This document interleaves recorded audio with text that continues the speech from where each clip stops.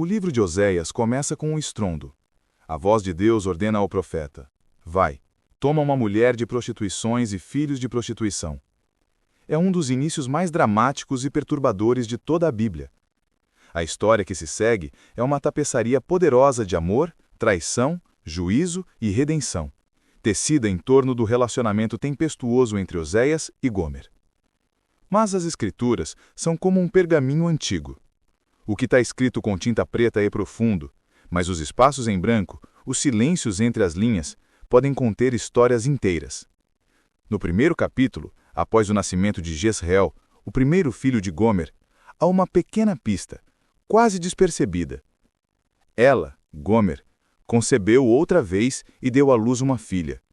E Deus disse a Oséias: põe-lhe o nome de Lo-ruama. Depois de desmamar Lo-ruama, Gomer concebeu e deu à luz um filho. Oséias 1, de 6 a 8, grifo nosso. A palavra desmamar é a chave. Na cultura hebraica, o desmame podia levar 2 ou 3 anos. O que aconteceu nesse intervalo? Quem era Oséias antes de Gomer? A tradição e a lógica sugerem que ele não era um adolescente, mas um homem estabelecido, possivelmente um profeta em formação. E um homem naquela posição dificilmente estaria solteiro. Esta é a história que o pergaminho não registra. A história de Noa, a esposa cujo lar e coração foram desfeitos para servir de palco para uma das maiores alegorias divinas. Esta é a história do preço humano da obediência. A casa de Oséias nos arredores da pacata cidade de Belém-Marav era um refúgio. Enquanto o reino do norte, Israel, se afundava cada vez mais na idolatria e na corrupção política sob a dinastia de Jeú, aquele pequeno lar era um bastião de paz. O cheiro de ervas secas e pão fresco impregnava o ar. À tarde, o sol poente filtrava-se pela porta, iluminando partículas de poeira que dançavam como faíscas de âmbar. Noa, cujo nome significava descanso ou repouso, era a alma deste lugar. Mulher de feições serenas e mãos hábeis, ela não possuía a beleza fogosa que fazia os homens voltarem a cabeça no mercado, mas irradiava uma tranquilidade que acalmava até o espírito mais inquieto. Seus olhos, da cor do mel, guardavam uma sabedoria prática e uma bondade inabalável. Foi essa serenidade que atraiu Oséias anos antes. Ele, um jovem intenso e cheio de questionamentos ardentes sobre Deus e a injustiça no mundo, encontrou em Noa um porto seguro. O pai dela, um sacerdote idoso e respeitado, viu no jovem o fogo da profecia e abençoou a união. O casamento foi arranjado, mas o amor nasceu naturalmente, como uma flor que desabrocha em solo fértil. O teu nome é uma profecia, Noa, disse-lhe Oséias numa dessas tardes douradas, observando-a tecer. Em ti encontro descanso para minha alma atormentada. Esta casa é o meu santuário. Noa sorriu, seus dedos movendo-se rapidamente sobre o tear. E a tua voz, meu marido, é a lança que corta a escuridão lá fora. És a consciência de um povo que teima em adormecer. Daquele amor nasceram 2 filhos. Eliabe, meu Deus é pai, agora com 7 anos, herdara a seriedade e a intensidade do pai. Zibia, gazela, de 5 anos, era a alegria da casa, uma menina de riso fácil e passos leves que trazia luz a todos os cantos. Naquela noite, como em muitas outras, a família reuniu-se para a refeição. Pai, conta-nos sobre o profeta Elias e os profetas de Baal, pediu Eliabe, seus olhos brilhando de empolgação. Oséias pegou o filho ao colo. Novamente, Eliabe, já sabes a história de cor. Gosto de ouvir a tua voz, pai, disse Zíbia, apoiando a cabeça no seu colo. É forte como a voz de Deus. Oséias riu, um som raro e precioso. E começou a narrar, com gestos dramáticos, como Elias desafiou os 450 profetas do Deus falso. Noa observava a cena, o coração cheio de uma gratidão profunda. Esta era a vida que ela sempre quisera: apoiar um homem justo, criar filhos na fé dos seus antepassados. Ela acreditava, com toda a sua alma, que a missão de Oséias era trazer Israel de volta aos caminhos de Jeová, através da palavra e do exemplo. A ideia de que Deus poderia pedir algo diferente, algo que destruísse aquele mesmo exemplo, era inimaginável. Nos meses que se seguiram, porém, Noa começou a notar uma mudança subtil em Oséias. As suas ausências para meditar nas colinas tornaram-se mais longas. Quando regressava, o seu rosto estava mais sombrio. A sua mente parecia distante, ocupada com um peso que ele não partilhava. O povo endurece o coração, Noa, confessou ele uma noite, após um dia no conselho da cidade. Falam de Jeová com os lábios, mas os seus corações correm atrás dos bezerros de ouro de Jeroboão e das abominações de Baal. A injustiça corre como um rio nas nossas luas. A tua voz é uma semente, meu amor, tentou consolá-lo Noa, massageando seus ombros tensos. Pode levar tempo para germinar. O tempo está a esgotar-se, respondeu ele, olhando para o vazio. Sinto-o. Deus não permanecerá em silêncio para sempre. O seu juízo está próximo. Uma sensação de frio percorreu a espinha de Noa. Havia uma intensidade nova na sua voz, um presságio de calamidade. A tempestade chegou numa tarde abafada. O céu estava de um cinza pesado, prometendo uma chuva que teimava em não cair. Oséias tinha saído ao amanhecer para as colinas e ainda não regressara. Noa, com um nó de ansiedade no estômago, mandou as crianças para a cama e esperou. Quando ele finalmente apareceu à porta, era a sombra do homem que partira.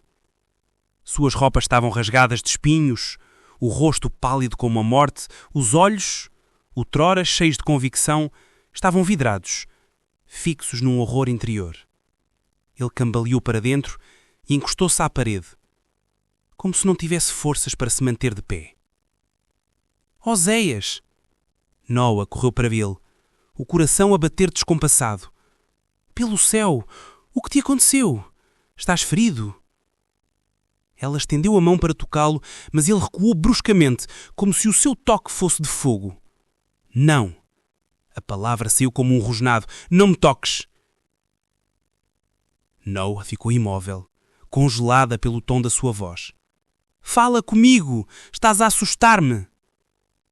Oséias deslizou pela parede até se sentar no chão, enterrando o rosto nas mãos. Os seus ombros sacudiam com soluços abafados. A voz! Ele sussurrou, a voz tão rouca que Noa mal a ouviu. A voz de Deus? Perguntou Noa, ajoelhando-se a uma distância segura. O que disse? Falou de julgamento sobre Israel? Ele ergueu o rosto. A dor que Noa viu nos olhos dele fez-lhe perder o fôlego. Era uma agonia primordial, a dor de um homem a quem foi pedido o impossível. Não, disse ele, cada palavra saindo como um peso. Noa piscou, o cérebro recusando-se a processar o significado. Uma mulher de prostituições? Repetiu, como se estivesse a decifrar uma língua estrangeira. É uma metáfora, Oséias, como quando Isaías andou nu e descalço. É um símbolo para a tua pregação. Não!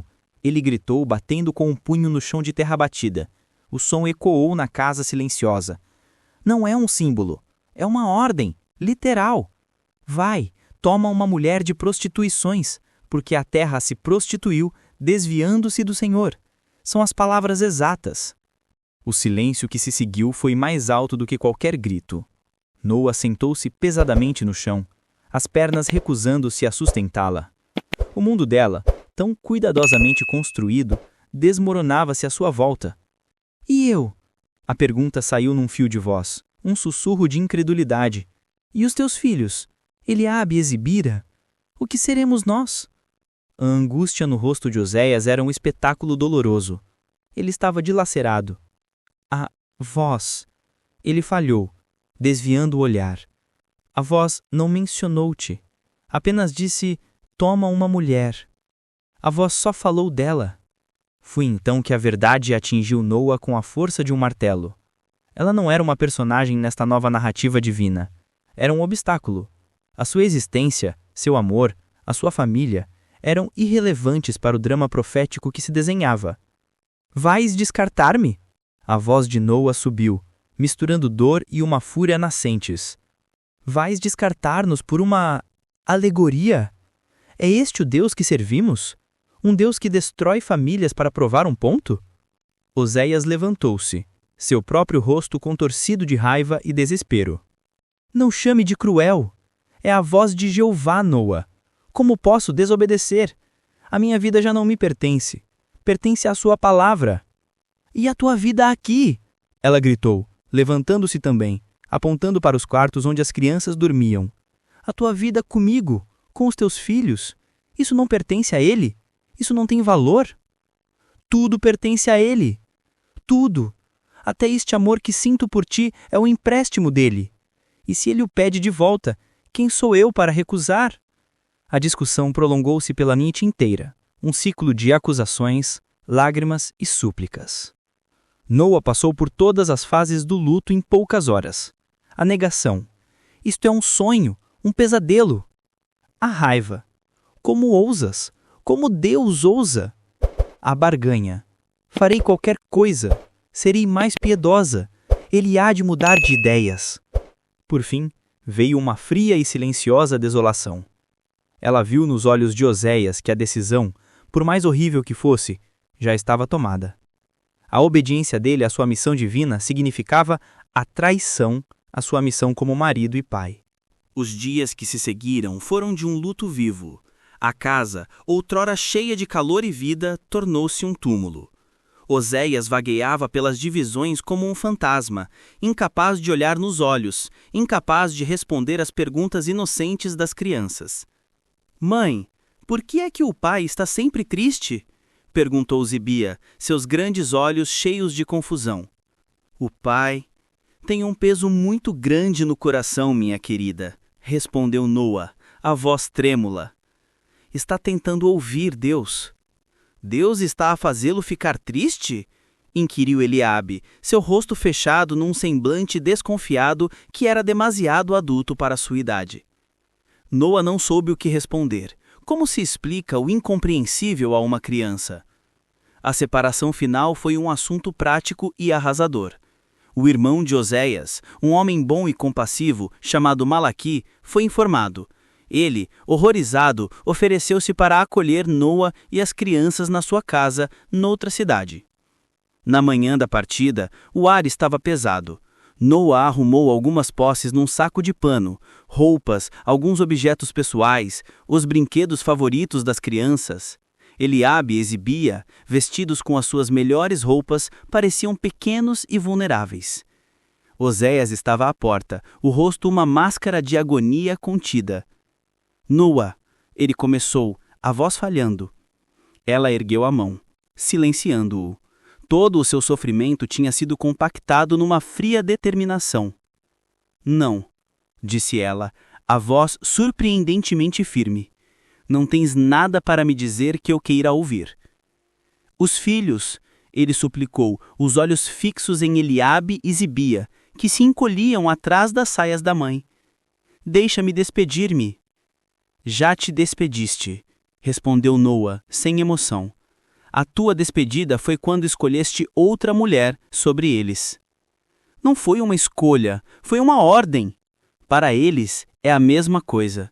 Viverão com a consequência, tal como eu. Ela pegou na sacola e nas mãos das crianças. Vamos, meus amores. Para onde vamos, mãe? Perguntou Zibia, começando a chorar baixinho. Para longe daqui, sussurrou Noa. Para um lugar onde possamos tentar ser felizes outra vez. Quando ela passou por Oséias na porta, ele estendeu a mão, quase a tocando. Eu amo-te, ele sussurrou, a voz carregada de uma dor tão profunda que quase abalou a resolução de Noa. Ela parou, mas não se virou. Olhou fixamente para a estrada à sua frente. Outrora, essas palavras teriam sido meu sustento, disse ela, a voz plana. Agora são apenas palavras, vazias. Que Jeová tenha mais misericórdia de ti do que tu tiveste da tua família, Uzias. E então ela partiu, sem um último olhar. Uzias ficou parado na soleira da porta, a observar a figura da sua esposa e dos seus filhos a diminuírem até desaparecerem no horizonte. A porta da sua casa estava aberta, mas o lar tinha partido com eles.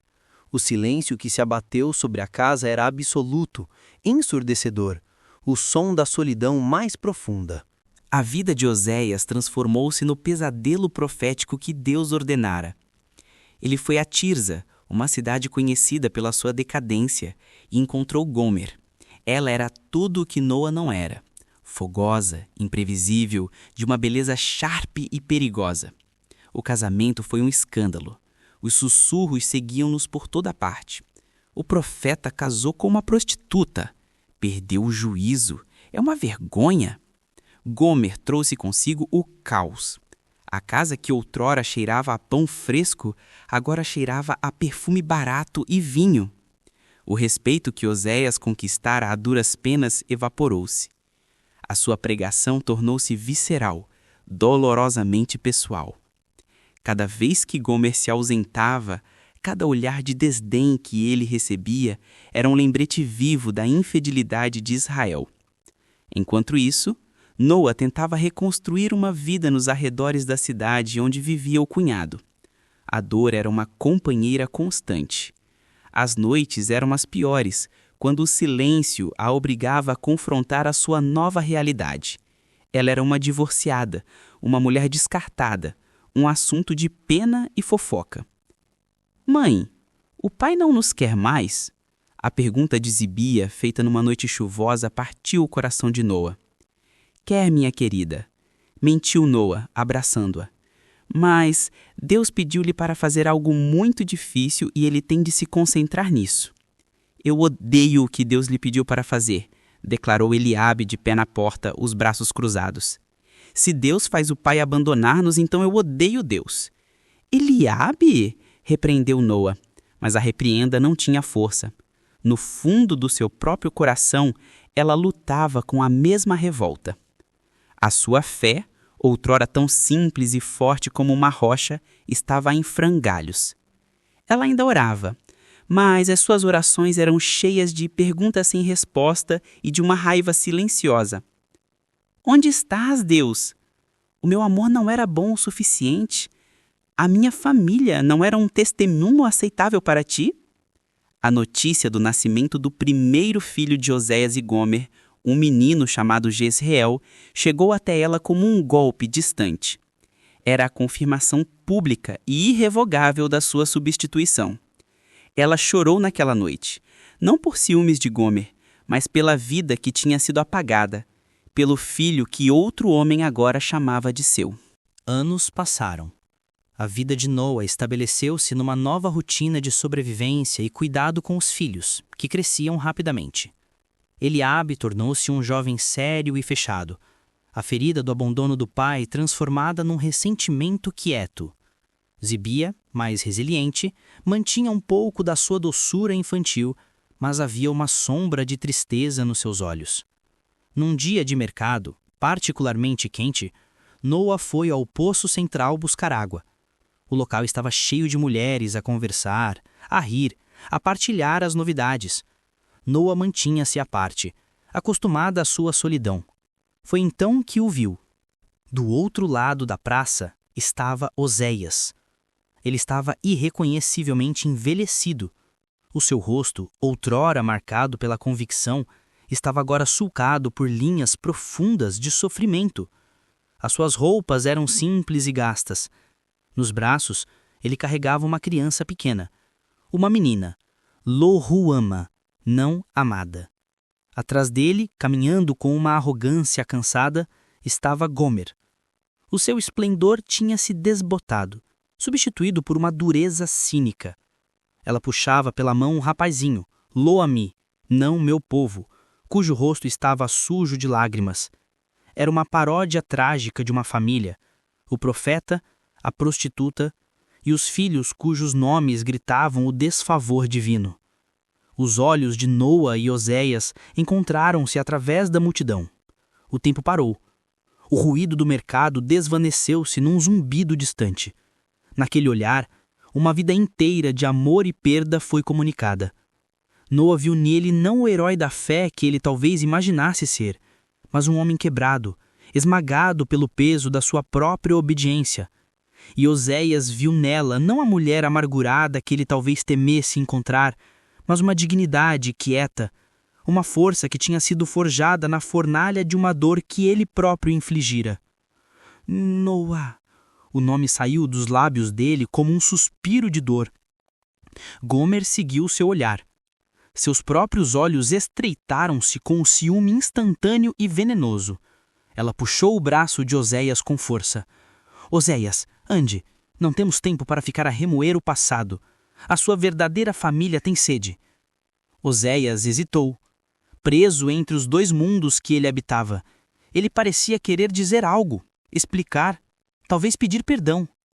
Mas Noa poupou-lhe o esforço. Ela não disse uma palavra, apenas segurou o seu cântaro com mais firmeza. Inclinou a cabeça num comprimento mínimo e quase imperceptível, um gesto de reconhecimento, mas não de absolvição. E depois virou-se e começou a caminhar away, de costas erguetas, a cabeça erguida. Ela não lhe daria o espetáculo da sua dor. A sua sobrevivência era o seu testemunho silencioso. Noa, perdoa-me. A voz de Oséias chegou até ela, fraca e cheia de angústia. Gomer soltou uma gargalhada áspera. Cale-se, a sua esposa descartada, claramente seguiu em frente. Deve fazer o mesmo. A sua lição de vida? Espera. Noa não olhou para trás. Ela sentiu o olhar dele nas suas costas até se perder na multidão. E nesse momento, uma compreensão profunda, ainda que amarga, nasceu dentro dela. A profecia de Oséias não era apenas sobre a infidelidade de Israel, era também sobre o custo catastrófico da redenção. O sofrimento não estava confinado a ele ou a Gomer. Ela, Noa, era uma vítima colateral do plano divino, uma nota de rodapé na história de salvação, mas o seu sofrimento era tão real e profundo como o de qualquer um. Naquela noite, sozinha no seu quarto, Noa olhou pela janela para as estrelas. As lágrimas que ela tinha contido no mercado finalmente correram, silenciosas e curativas. Ela já não chorava por si mesma ou por Oséias. Chorava pela tragédia de tudo. Ela pegou num pedaço de papiro que Malaque lhe dera para os estudos de Eliabe e com uma mão trêmula começou a escrever. Não eram as palavras de um profeta, mas o lamento de uma mulher. Jeová, Deus dos exércitos, tu que pesas os montes na balança e medes os oceanos na concha da tua mão, ouve a voz da que foi esquecida. Não me queixo da minha sorte, pois o meu pão é amargo, mas é meu. Meus filhos dormem e o seu rosto é a minha bênção. Pergunto-te apenas, o sofrimento da obediência é maior que o sofrimento do amor abandonado? Vês o teu profeta, cuja alma esmagaste para que a tua mensagem fosse gritada? Vês a mulher de prostituições, cujo coração é um campo de batalha que não escolheu? E vês-me a mim, Senhor? Vês a que ficou para trás, a que foi o alicerce silencioso sobre o qual a tempestade foi construída? Talvez a tua profecia seja mais vasta do que qualquer um de nós imagina. Talvez não seja apenas sobre infidelidade, mas sobre o preço pago por cada ato de infidelidade. O marido que parte, a esposa que é deixada, os filhos que são esquecidos. O teu coração, ó Deus, deve partir-se a cada vez. O sofrimento de Oséias é a tua dor. A minha solidão é o teu lamento. A confusão dos meus filhos é o teu pranto por Israel. Se assim for, então a minha história, embora não esteja escrita nos pergaminos, está gravada na tua alma. E isso, talvez, seja a redenção suficiente. Ela não era mais a esposa descartada. Era Noa, a sobrevivente. A sua profecia não foi gritada nas praças, mas sussurrada na escuridão. Uma verdade dolorosa e profundamente humana, que ecoava o coração partido do próprio Deus. O livro de Oséias termina com uma promessa de restauração. Curarei a sua infidelidade, eu de mim mesmo os amarei. Oséias 14:4. É um final de esperança após a tempestade. Mas a história de Noá não tem um final tão claro. Ela não foi restaurada com Oséias. A Bíblia não registra o seu destino. Talvez ela tenha encontrado uma paz modesta, vendo seus filhos crescerem e constituírem as suas próprias famílias. Talvez a sua fé, embora marcada por cicatrizes, tenha acabado por encontrar um novo caminho, mais complexo e mais compassivo. A sua história serve como um lembrete poderoso de que, por trás dos grandes dramas divinos, existem dramas humanos profundos e muitas vezes não resolvidos. A obediência inquestionável tem um rosto humano e, por vezes, o preço é pago por aqueles que estão à margem da narrativa oficial. A história de Noá é o eco do silêncio entre os versículos de Oséias.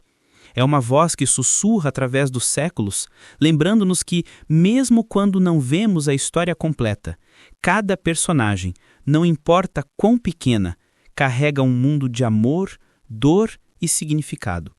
E que, no grande esquema das coisas, Deus pode estar a contar uma história ainda maior do que podemos imaginar.